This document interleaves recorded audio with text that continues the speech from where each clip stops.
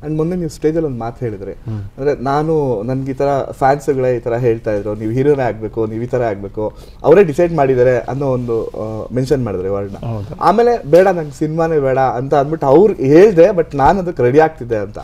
ಆ ಪ್ರೋಸೆಸ್ ಬಗ್ಗೆ ಹೇಳೋದಾದ್ರೆ, ಅಂದರೆ ನೀವು ಮನೇಲಿ ಹೇಳಿದ್ದೀರ ನಂಗೆ ಇಷ್ಟ ಇಲ್ಲ ಸಿನಿಮಾ ಅಂತ ಹೇಳಿದ್ದೀರ, ಅವ್ರಿಗೆ ಬೇರೆ ಥರ ಯಾವ ಥರ ಟೆನ್ಷನ್, ಇವ್ರು ಏನಾಗ್ಬೋದು ಅನ್ನೋ ಒಂದು ಕಳವಳ ಇದ್ದೇ ಇರುತ್ತೆ ಅವ್ರಿಗೆ. ಬಟ್ ನೀವು ಹೆಂಗೆ ರೆಡಿ ಆಗ್ತಿದ್ರಿ ಅದಕ್ಕೆ? ಯಾರಿಗೂ ಗೊತ್ತಾಗ್ತಿದ್ದಂಗೆ ಏನಾದ್ರು ವರ್ಕೌಟ್ಸ್ ಏನಾರು ಮಾಡ್ತಿದ್ರ ಆ ಥರ? ಇಲ್ಲ, ಅಂದರೆ ಚಿಕ್ಕ ವಯಸ್ಸಲ್ಲಿ ನಾನು ಯಾವಾಗ ನನಗೆ ಅಂದರೆ ಡೆಫಿನೆಟ್ಲಿ ಅದು ಪ್ರೆಷರ್ ಥರನೇ ಅನಿಸ್ತು. ಫಸ್ಟಿಂದನೇ ಎಲ್ಲರೂ ನೀನೇನು ಬಿಡು ಸಿನಿಮಾ ಮಾಡ್ತೀಯಾ, ನಿನ್ಗೇನು ಕಮ್ಮಿ ಅಂತಿದ್ದಾಗೆಲ್ಲ ನನಗೆ ಒಂಥರ ಏನಪ್ಪ, ಏನು ಎಲ್ಲರೂ ಇದು ಬರೀ ಇದೇ ಮಾತಾಡ್ತಾರೆ, ಪ್ರತಿ ದಿವಸ ಅದೇ ಹೇಳ್ತಾರೆ, ಅಂದರೆ ನನಗೆ ಬೇರೆ ಲೈಫೇ ಇಲ್ವಾ, ಅಂದರೆ ಬೇರೆದನ್ನು ಯೋಚನೆ ಮಾಡೋಂಗೂ ಇಲ್ವಾ? ಅದಕ್ಕೆ ನಾನು ಫಸ್ಟೇ ಇಲ್ಲ, ಅಂದರೆ ನನಗೆ ನೋಡಿರ್ಬೇಕು, ಅಂದರೆ ನನ್ನ ಮನಸ್ಸಲ್ಲಿ ಏನಿದೆ ಅನ್ನೋದಕ್ಕೆ ನಾನು ಫಸ್ಟ್ ಎಲ್ರಿಗೂ ಇಲ್ಲ ಅಂತಲೇ ಹೇಳಿದೆ. ಬಟ್ ನನ್ನ ಮನಸ್ಸಲ್ಲಿತ್ತು, ಅದು ನನ್ನ ಮನಸ್ಸಲ್ಲೇ ಇಟ್ಕೊಂಡೆ. ಆ್ಯಂಡ್ ಎಜುಕೇಷನ್ ಮುಗಿಸ್ಬೇಕು ಅನ್ನೋದು ನನ್ನ ಮೈಂಡಲ್ಲೂ ಇತ್ತು. ಯಾಕಂದರೆ ನಾಳೆ ದಿನ ಸಿನಿಮಾ ಆದಮೇಲೆ ಏನಾಗುತ್ತೆ ಅಂತ ಗೊತ್ತಿಲ್ಲ. ಸೊ ಜೀವನ ನಡಿಬೇಕು, ಲೈಫ್ ನಡಿಬೇಕಲ್ಲ, ಅಟ್ಲೀಸ್ಟ್ ಒಂದು ಗ್ರ್ಯಾಜುಯೇಷನ್ ಅಥವಾ ಒಂದು ಕೆಲಸ ಅಂತ ಇದ್ದರೆ ಲೈಫಲ್ಲಿ ಏನಾದ್ರು ಮುಂದೆ ಮಾಡ್ಬೋದು ಅಂತ ಆರ್ಕಿಟೆಕ್ಚರ್ ಕಂಪ್ಲೀಟ್ ಮಾಡಿದೆ. ನನಗೆ ಕ್ರಿಯೇಟಿವಿಟಿ ಅಂದರೆ ತುಂಬ ಇಷ್ಟ. ಆ್ಯಂಡ್ ಕನ್ಸ್ಟ್ರಕ್ಷನ್ ಆ್ಯಂಡ್ ಡಿಸೈನ್ ಮಾಡೋದಂದರೆ ನಂಗೆ ಸಖತ್ ಇಷ್ಟ. ಸೊ ಅದನ್ನು ಪರ್ಸ್ಯೂ ಮಾಡಿ ಡಿಗ್ರಿ ಯಾವಾಗ ಬಂತು, ನನಗೆ ಆ ವಿಷಯದಲ್ಲಿ ಎಜುಕೇಷನಲ್ಲಿ ಒಂದು ಕಾನ್ಫಿಡೆನ್ಸ್ ಬಂತು. ಅದಾದ ನಂತರ ಕಂಪ್ಲೀಟಾಗಿ ಪ್ರೊಫೆಷ್ನಲ್ಲಾಗಿ ಸಿನಿಮಾಗಂತಲೇ ಟ್ರೈನ್ ಮಾಡಬೇಕು ಅಂತ ನಾನು 1 ವರ್ಷ ಬಾಂಬೆಗೆ ಹೋದೆ. ಬಾಂಬೆಲೆಲ್ಲ ಟ್ರೈನಿಂಗ್ ಮುಗಿಸ್ಕೊಂಡೆ. ಆಮೇಲೆ ಇಲ್ಲಿ ಬಂದೆ. ಇಲ್ಲಿ ಸುಮಾರು ಜನ ಟೆಕ್ನಿಷಿಯನ್ಸ್ ಜೊತೆ ಕೆಲಸ ಮಾಡಿದೆ, ಅಸಿಸ್ಟೆಂಟ್ ಡೈರೆಕ್ಟರ್ಸ್ ಜೊತೆ ಕೂತ್ಕೊಂಡು ಲೈಕ್ ಆ್ಯಕ್ಟಿಂಗ್ ಪ್ರಾಕ್ಟೀಸ್ ಮಾಡಿದೆ.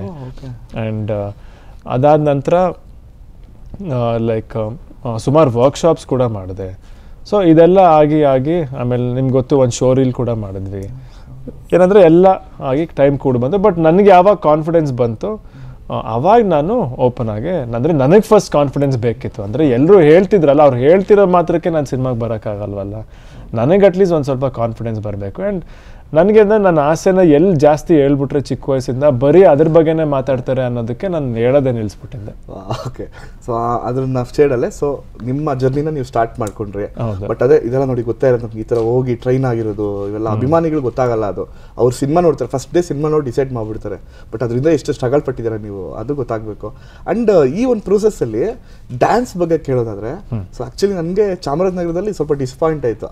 ಬಿಕಾಸ್ ಒಂದು ನಿಮಿಷದಲ್ಲಿ ಹಿಂಗೆ ಬಂದು ಹಿಂಗೆ ಹೋಗ್ಬಿಟ್ರಿ, ಇನ್ನು ನೋಡ್ಬೇಕು ಅಂತ ಅನಿಸ್ತಿತ್ತು. ಬಟ್ ನೀವು ಮೊನ್ನೆ ಹಾಡಿದ್ದು ನನಗೆ ಫುಲ್ ಸಿಕ್ಕಾಪಟ್ಟೆ ಇಷ್ಟ ಆಡಿದ್ರಿ. ಅದರಲ್ಲೂ ಅದೇ ಎಲ್ಲರೂ ಹೇಳೋ ಥರನೇ ಒಂದು ಶೇಡ್ ಅಂತ ಕಾಣುತ್ತೆ ಅಪ್ಪು ಸರ್ದು. ಅದು ಕಾಮನ್ನೇ, ಯಾಕಂದ್ರೆ ನಾವು ಅಪ್ಪು ಸರ್ನ ನೋಡ್ತೀವಿ ಎಲ್ಲ ಕಡೆನೂ. ಸೊ ಅದರಿಂದ ಬಟ್ ಈ ಫ್ಯಾನ್ಸ್ ಅಂತ ಬಂದಾಗ, ಈ ಡ್ಯಾನ್ಸ್ ಅಂತ ಬಂದಾಗ ಎಲ್ಲ ಒಂದು ಕಡೆ ಒಂದು ಟೆನ್ಷನ್ ಅಂತ ಇರುತ್ತೆ ಸರ್.